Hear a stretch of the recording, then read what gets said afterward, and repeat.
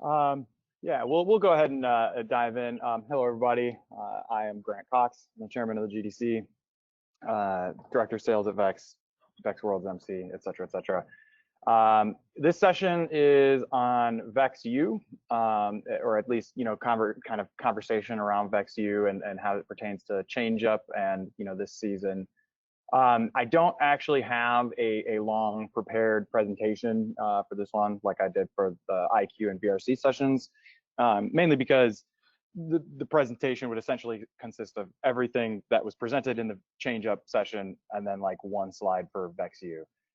So I kind of, I was chatting with the other GDC folks, and I think that the way we'd kind of rather do this session is a little bit more of an open discussion or panel Q&A, if you will. There are a couple things we want to highlight or point out specifically to kind of kick it off. But yeah, because this isn't in the large room, we don't have to rely on the moderators to filter in questions. Anybody can ask questions in the chat, or you can unmute yourselves, I believe, and ask questions that way. So this will be kind of like I said, more of an open discussion, type of thing like we would normally have had at a summit. So let me go back to my notes up here. So one of the first things I wanted to touch on right up front is obviously VEX U has kind of already been doing skills only submissions and skills only events or what have you for a couple of years now. They had the ability to go to a high school event and run their skills run there and then submit it. So virtual skills runs are definitely going to be a big thing in VEX U this year. And I believe that we did confirm that at least our intent at this point is for VEX U to be able to participate in cross-regional virtual skills events. So basically, VEX U will be the true opportunity for us to pilot, a truly virtual option where a team from New Zealand could be competing against a team from California, within the same event. Since traveling is already kind of a challenge for VEX U robots, they don't fit in carry-ons and stuff quite as easily. I think this could be something pretty cool that makes it into the rest of the, perhaps a permanent fixture. Lisa, Jim, did you all want to expand on that a little bit more? Hey, yeah. So I just want to encourage those that are thinking about doing VEX U teams. Yeah, I'm really excited about having those virtual VEX U events to where all these different colleges and universities can really participate in the same event, and that wasn't necessarily a reality in previous years. So I think it's going to be an amazing year for that kind of opportunity, and maybe who knows what I'll do in the future. But also for those VEX U teams, I know fundraising is always a frequent question. I know there's going to be a lot of VRC teams looking for virtual opportunities. So if you are a VEX U organization and interested in hosting a virtual VRC event, please contact your RSM. I think there's going to be a lot of demand for that as well, and that would be a great fundraising opportunity for you. Yeah, I'll cut you off real quick, Jim. I apologize, or I'll cut in real quick. That's one thing I did get a couple questions and comments on after the COVID session yesterday, was regarding virtual events, or will they be events like a typical event, like an EP could charge for them, or registration and things like that. Yeah, we're envisioning it literally looking in robot events like a standard event. Maybe there'll be some additional tabs for, instead of bad weather policy, it'll say video conference call-in policy or what have you. But yeah, now this is an opportunity for EPs or VEX U teams to charge registration fees and host a virtual event. So yeah, I love that fundraising idea that Lisa brought up. Go ahead, Jim. Yeah, I wanted to say, how it's different than last year. I think a lot of people didn't understand how you could submit a VEX U, score like that. Basically what we told people was, you could go to a high school event, and then what you'd actually do is, have your score and then tell the regional support manager, they'd have to confirm it, and then the regional support manager would then manually upload it. So there was no upload process. But this is actually different. This is actually, so much better in the fact that, you can actually post an event, because there was no event posted. It was just simply, you went to another event, didn't even register for that event, and then, you got your, score magically appeared on the world skills standings. Well, now you can actually post an event, have it as a virtual event, have it as a video conference event, whatever, and have the scores uploaded that way, through Tournament Manager, all those kind of things. So, I mean, our systems are ready for that already. It's one of those things that, as we were thinking about it, it's like, yeah, we could totally do that. Totally. Does anybody have any comments or things they want to raise or discuss about a possible virtual VEX U, skills only events? Anybody want to host one?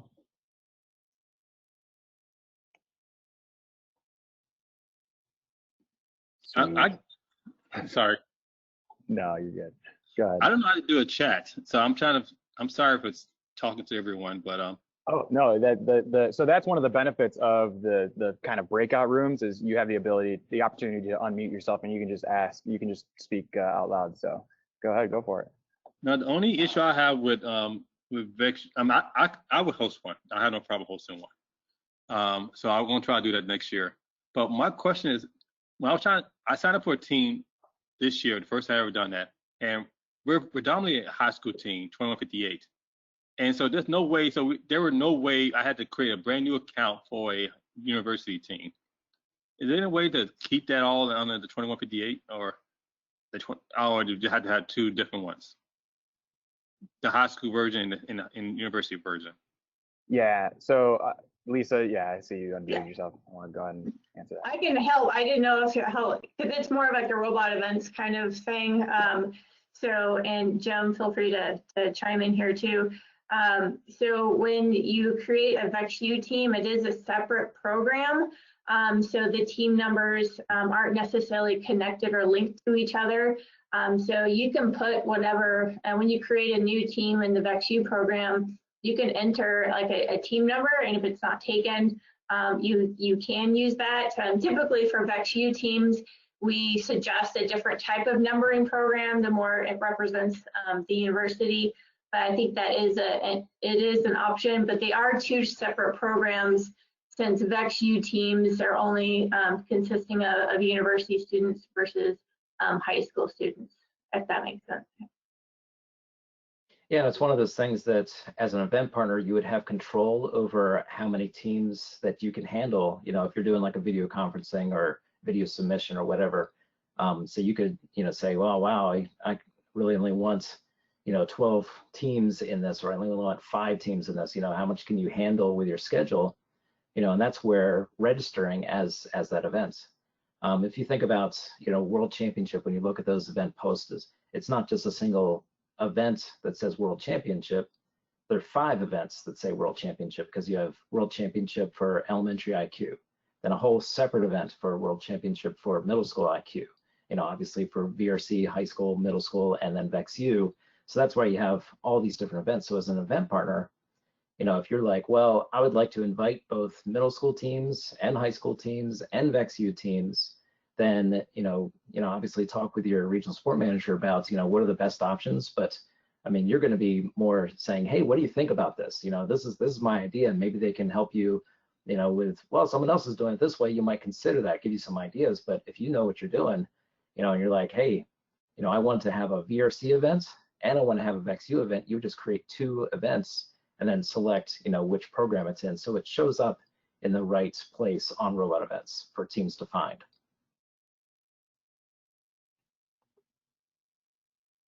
Totally. Thank you. Yeah, thank you both for talking.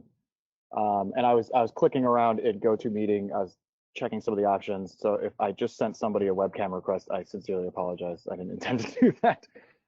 But yeah, so those both are good good comprehensive answers. Yeah, Robot Events views it as a totally separate system, separate program, separate backend. Question from Michael Maticoli. Before we start tangenting into the other questions, which totally, absolutely, that's kind of going to be the purpose of this. I just wanted to lead off with any virtual event comments or questions that anybody had.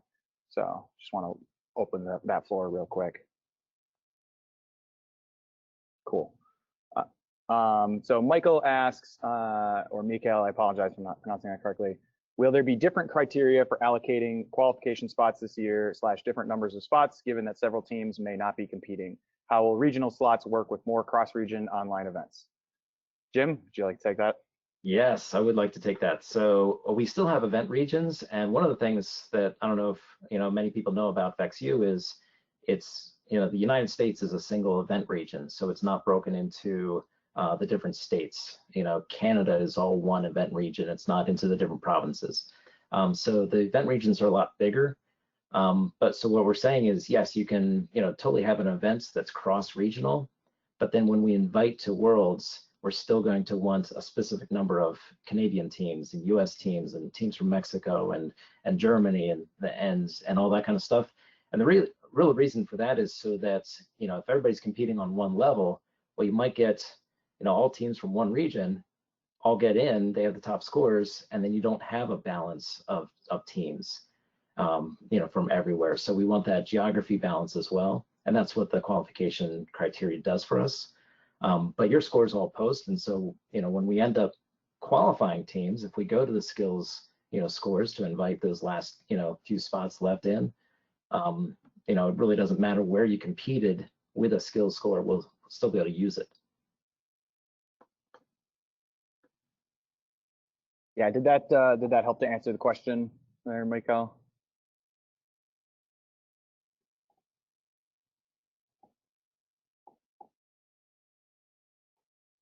Excellent. Cool. What other questions or comments does anybody have? Oh, go ahead, Trip. Hey, Grant, how's it going? I missed the webinar yesterday. I know this is a little off topic, back to you, but I just wanted to see, is there any way for us to see some of the sessions from yesterday? Yes, all the sessions that are in the main room, like the ones that were basically introed yesterday and everything, are being posted on the REC Foundation YouTube channel. I believe they were going to try and get them up like within 24 hours. Awesome, thank you so much. Is that wrong? And I can add on to that. So yeah, the webinar ones are going to be on that YouTube channel. I think yesterday's is going to be on there today, but the breakout sessions, these are also being recorded, and those will be up fairly soon, but it's going to take a little bit longer to get these uploaded. But again, all on the RECF YouTube channels, all of these will be on there. And probably we'll link some from our EP resources page too. We have a EP Summit section that we'll make available. And if you can't find it, just contact your RSM and they can show it to you. But yeah, so they're all recorded and will be available. Thank you so much, really appreciate it.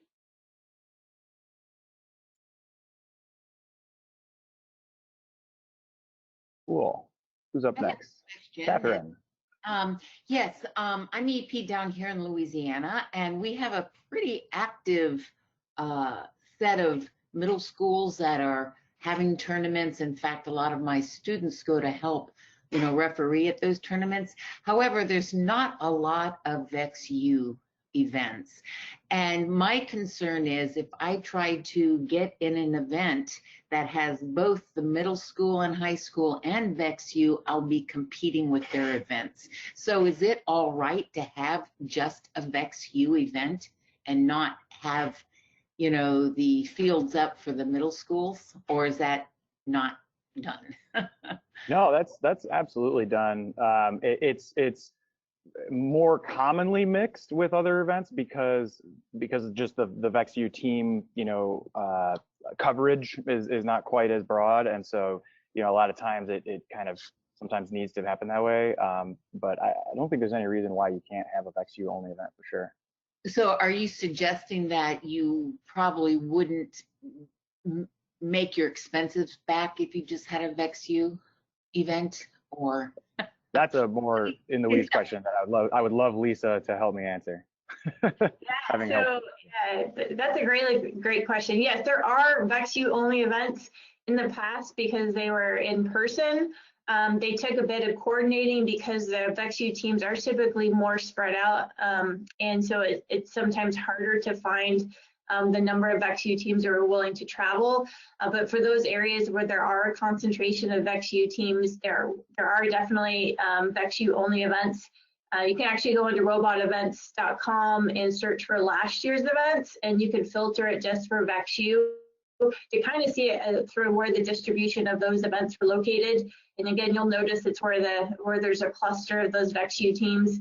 So the local RSM can help set that up. But this year, because there's virtual options, I actually think we'll probably see even more VEX U only events because again, travel has always been one of the major barriers for VEX U teams because they're consisting of college students who don't necessarily have an endless supply of funding anymore. So from maybe their parents are like, no way, but just that's kind of been the issue in the past. So I definitely encourage more VEX U events to get more participation.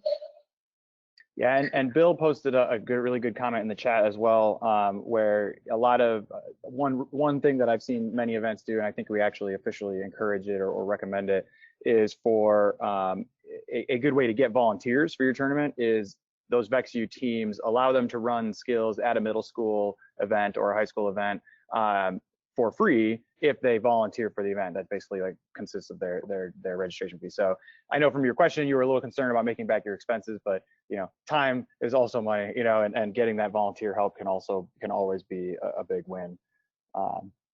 So yeah, I hope that helped to answer your question. Yes, Catherine? it did. Thank you. All right, excellent.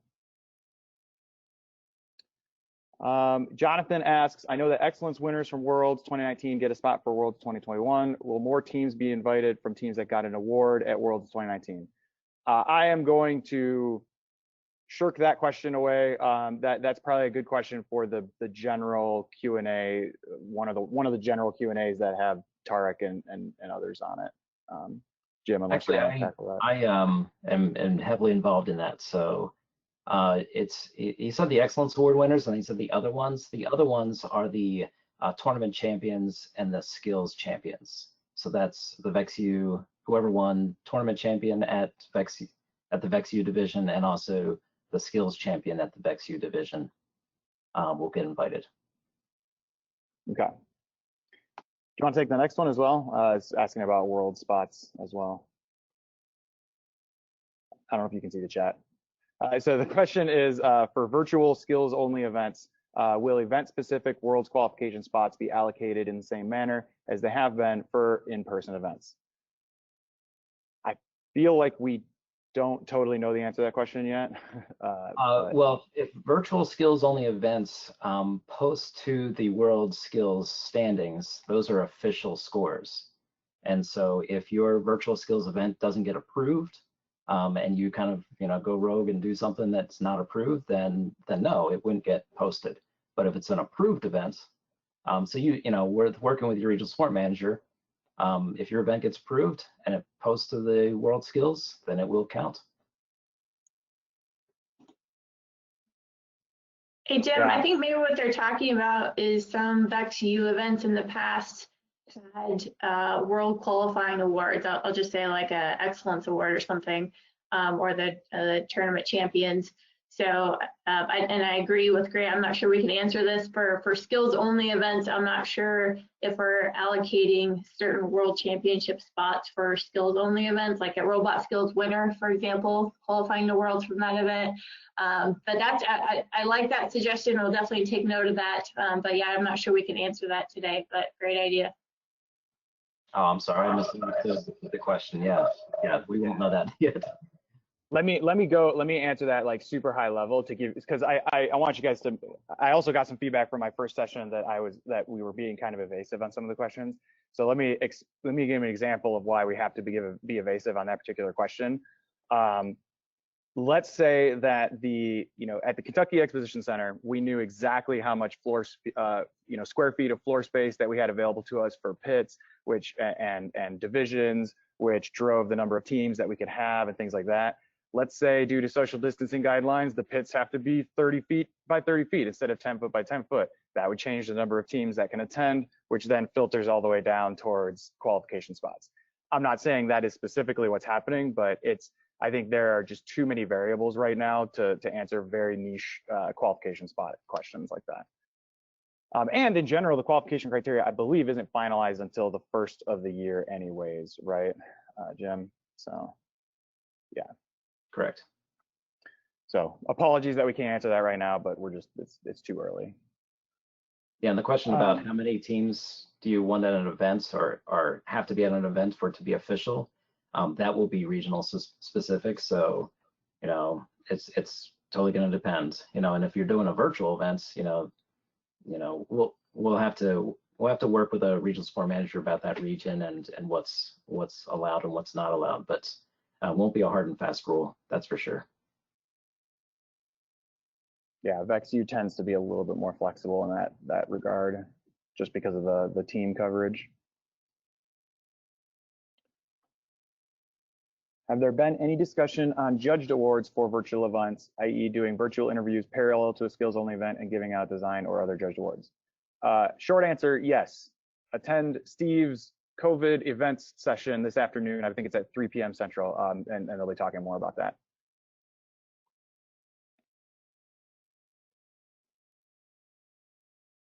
Because I don't know the answer, but he does. So that's why it'll be in that session.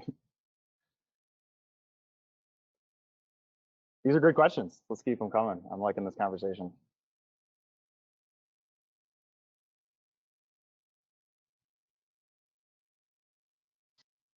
And again, you do also have the ability to unmute and ask if you prefer that over typing in the chat.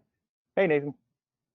Hey, just a quick question. So an event partner and I last night were trying to figure out the logistics of how to do a skills-only event. And a concern that came up, if we're using a platform like Zoom, we know that prioritizes latency over all else.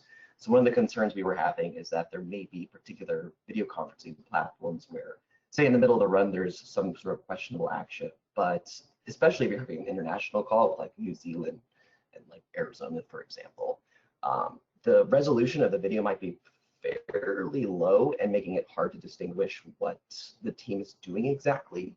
So I was just curious if there was any guidelines or recommended software that potentially could be used for reducing that potential problem. Yeah, we have some people right now testing out and looking into the various platforms. We're not going to require or mandate a given platform, but we will be releasing some sort of guideline document. I liken it to the Raspberry Pis. You know, a lot of people have never flashed an SD card or bought a Raspberry Pi kit off of, you know, Adafruit or whatever. So we put together that one pager that helped people to understand that process. It'll be kind of similar in that regard. So we don't have that answer for you yet, but I can say that there are people looking into it and testing it out. But I would also say that, you know, with the virtual skills challenge events, there will be an amount of giving the benefit of the doubt to the teams. You know, this is something that we've tried to really instill in the VEX IQ challenge, and as well as when possible in VRC. You know, we're trying to encourage teams to play without, you know, getting super concerned about pixel perfect, you know, verifications and things like that. Yeah, if it's a top 3 skills score in the world, like, you'll probably want to have a backup video of some variety, you know, so a video source that has better bandwidth than a cell phone. But you know, if it's your typical event, I think we're going to tend to give the benefit of the doubt to the teams. And the other thing too is, this is where that pre and post run, I don't want to say interview, but maybe pre and post run conversation will come in handy.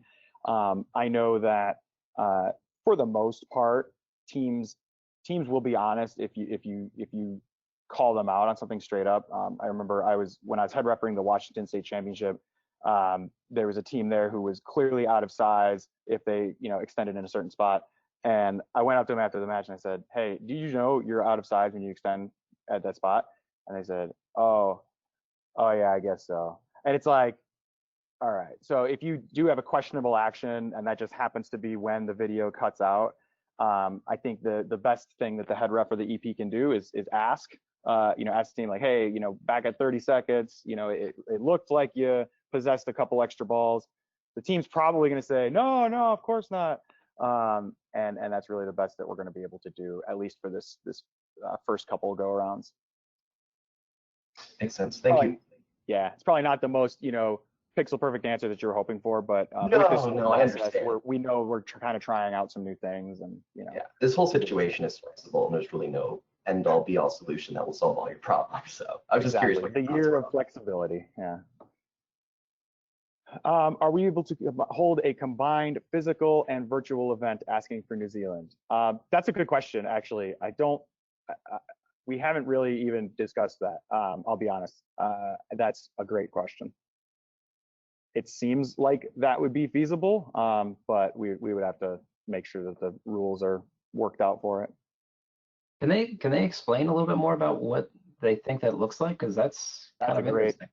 comment. Yeah. Can you, Jason, if you can unmute, you could just chat. Otherwise, you could type.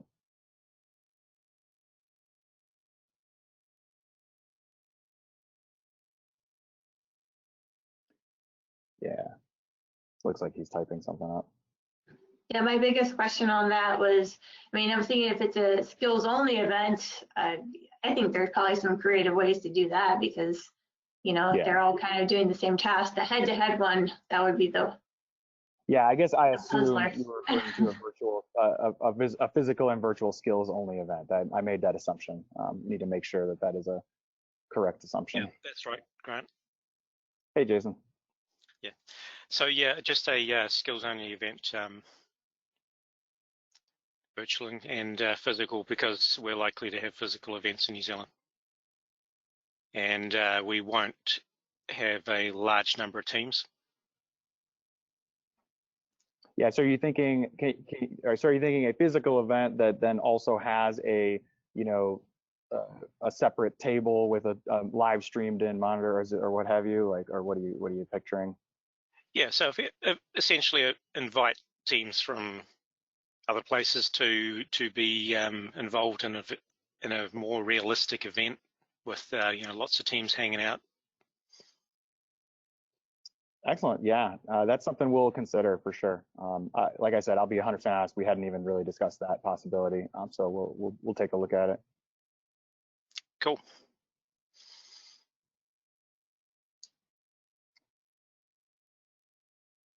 What else we got? I think we got about 15 minutes to go. These are great questions. Anybody have any questions about AI, since that's kind of related to VEX U? I'll throw that out there. Anybody interested in doing AI? Hey, Grant. Hey, Trip. I'm definitely curious about AI, and I coach a middle school team, even though my school has high school and middle school. What are the options for me to at least get access to equipment and things like that, so that potentially as I grow my teams into the high school area, they're, if I can start them at a younger age, then they're, even more prepared to start competing in that. Yeah, so for the first year, this pilot year, your options are going to be a little bit limited. I'll just say that up front. The whole rollout of AI is kind of going in this if anybody was around for IQ, there was a pilot season where there was a very select group of teams that received beta equipment, and they competed with each other, and I believe they had to return the beta equipment after, I can't remember. But it wasn't really super widely rolled out until the second season. AI is going to be kind of the same way. So for this first season, there is a survey that like an interest survey that the RECF put out, and I believe they're going to be opening actual registration pretty soon here. And paying that full registration fee for the first year will be the only way to get that equipment. Let me rephrase that sentence. For the first year, paying that registration fee will be the only way to get that equipment, because some of it is off-the-shelf equipment that we are like we're buying the camera from NVIDIA or Intel or whoever, right, and then just passing it to the team, but putting some custom software and providing a custom AI algorithm, software background to go with it. So that's the first year. For moving forward, VEX will be releasing the GPS, which is the game positioning system, and the camera as commercially available products that you can just buy like you would a normal sensor. And then the only thing that you won't have at that point would be the custom software and some of the AI, like the stuff that you need more specifically for the field. But as far as learning the concepts and learning how it interacts, yeah, the commercial products will be available probably on the website. It says Q4 2020. It's probably going to be late Q4 2020, but definitely in time for next year and next season. And then, yeah, that would be your best bet. And I think that there might be work on some, some knowledge-based articles, some STEM labs, things like that around those concepts, but those also not really ready for this season, but hopefully early next year. Is the hope that eventually you'll bring it down into the middle school level, or is it going to stay at high school level? So I don't want to speak for the people who, like, there are a lot of eyes on the VEX U project, right? Or sorry, the AI project right now. The way I would answer that would be that I don't believe that is the intention. And the main reason being, it's a pretty heavy duty task. It's a pretty heavy duty computational thinking. It's pretty heavy duty equipment. There was debate about even opening up for high school. Let me put it that way. I mean, it is definitely collegiate level algorithms and collegiate level skills that you're working on. Really, the main reason it was opened up even to high school was to give an outlet for the 0.1% high school teams that are bored with regular VRC, right? So I want to make sure that we're managing that expectation with you up front. You can buy the parts if you want, but it's going to be hard for middle schoolers. Cool, thank you. Yeah.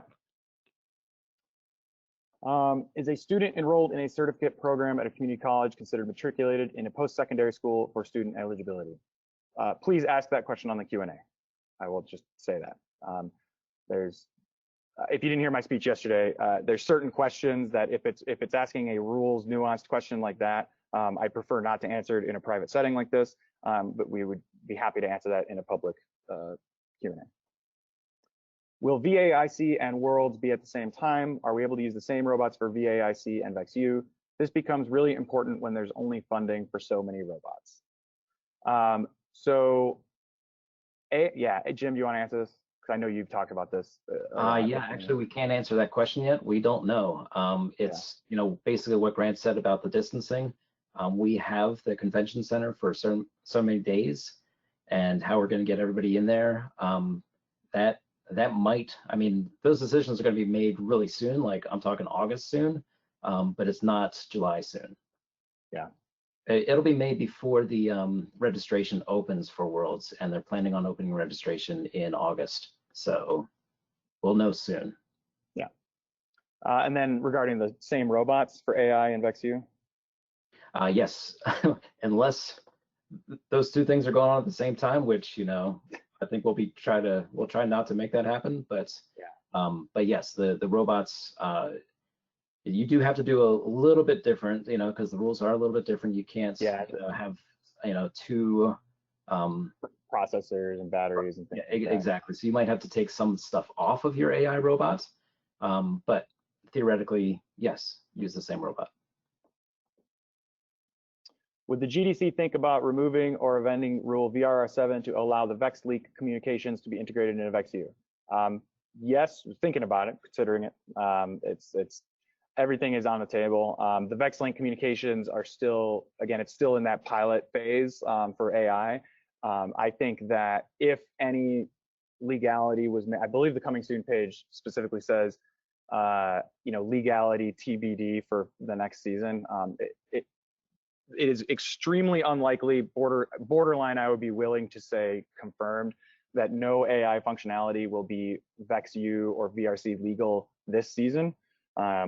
Regarding next season, once things are more publicly available, we'll see. It'll be probably kind of like the camera in IQ, the vision sensor in IQ, where it was available and it technically worked, but it took a few years for the software support and the tech support to really be there for it to be totally legal. So that's my answer for that. But definitely, I could definitely see some really cool possibilities for VEX U teams, using VEX Link. I know there was a lot of strange, blink codes and stuff that people were trying to do to get robots to talk to each other before. And that's definitely a V5 functionality that we'd love to see more people dive into.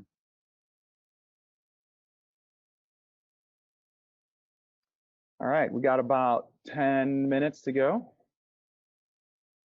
Get any other questions rolling in?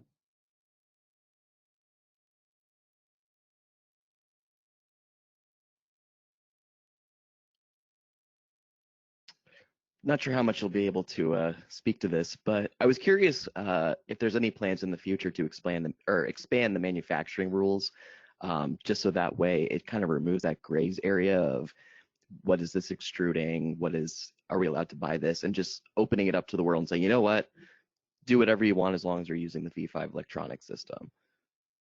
So I had it in my notes if I wanted to bring this up at the beginning of the call, and then I said, nah, I'll let somebody ask it because somebody was going to ask it. So the answer I gave during the webinar about this question was, kind of off the cuff, and it was kind of, vague, I guess. So I am happy to expand on that a little bit more.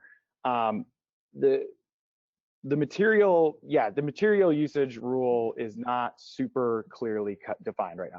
I totally understand, totally agree. We knew when we opened it up that it was going to probably take a few seasons to iron out the kinks in that rule. This was kind of our first stab at it, but I say this frequently. I said it yesterday. GDC doesn't assume that we're perfect. We don't assume that the rules are perfect. We know that things need to get tweaked and updated. To answer your direct question about will it be opened up to any product or any item, anything, anywhere, just as long as you use V5, probably not. Just because of it gets a lot more complicated when you start to. You would think it could get less complicated, but it actually gets more complicated because of some of the ways that you need to define. We don't have inspectors that are trained to look at material compositions and things like that and make sure something is safe and so forth. So we are going to keep trying to better define what is a fabricated or an off-the-shelf or a, what was the term in I have the manual up over here. Machined or pre-drilled or extruded. We're going to try and do a better job of defining the guardrails. But again, giving benefit of the doubt to the teams. The rule isn't meant to be overly restrictive. It's meant to encourage fabrication and encourage trying out new, design processes and manufacturing processes. It is intended to discourage people from buying off-the-shelf wheels and using them on their robots. That is the intent. There are other programs out there, for teams who wish to do that. And I'm not saying that snarkily. I'm just saying this is how the various programs are able to exist in parallel. Is that we try to achieve different goals, right? And so, there's long answer to a short question. Long answer to a long question. But I do hope in the August update we have some stuff in mind and drafted up to hopefully better clarify that question, especially thanks to many of the questions that y'all are posting on the Q&A. We think we have it figured out, but we try to avoid unscheduled mid-season updates unless Right. VRC skills is broken.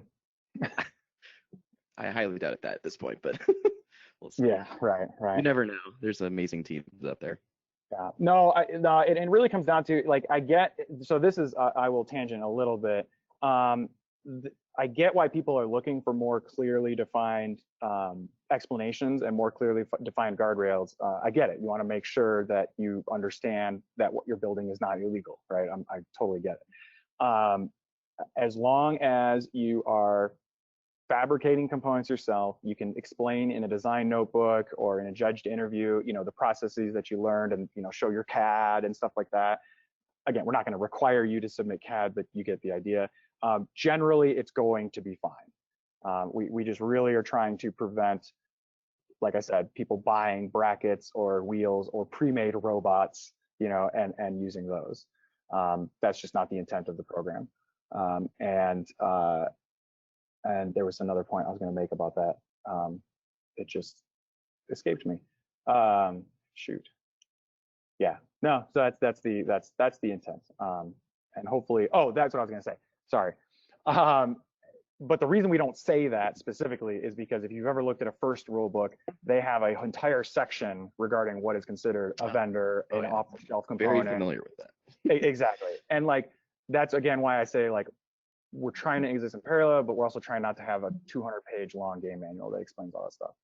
So we'll get there. But the only way we'll get there is if y'all keep asking questions and keep poking us. So we'll so thank you for your persistence. No problem. Thank you. Somebody give me a softball to end the session. We got 5 minutes.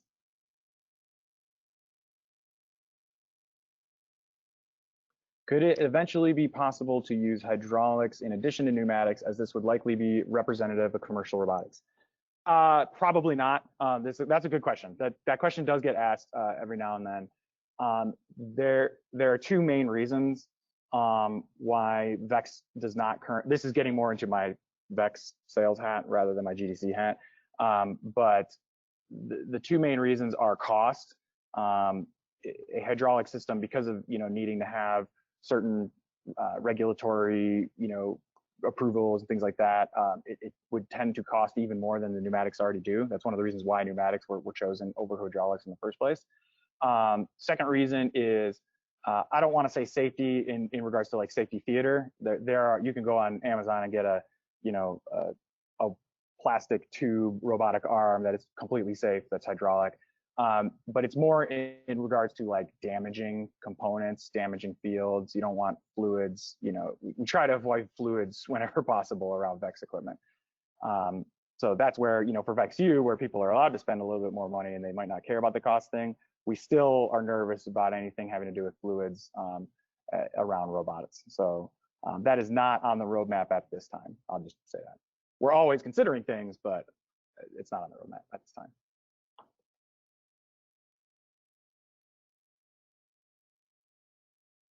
All right, I'll give it like a 3 count, and if there's no more, what is your favorite color? Thank you, that is a softball. Anybody who knows me knows that my color of choice for my hair at Worlds and my flames and everything is lime green. So definitely lime green is my favorite color. All right, with that, what's your favorite VEX U matchup besides QCC2 versus Aura? That's probably it. I honestly can't think of another one. No. I don't know, the second match of QCC2 versus Aura. Like, I don't know, it was just so cool. It represented a lot in the growth of the VEX program. Yeah, you just can't beat that. Probably that, or the first match that I watched, whatever was the WPI team that attempted to do like the AI, the pseudo AI with their robot, and they didn't do very well, but like it was really cool that they were trying it. I think it was WPI. So, yep. So with that, thank you all so much for coming and for the questions. This was a great discussion. Thank you to Jim and Lisa, for helping cover my back when I don't know the answer to things. And hope you all have a good rest of your summit.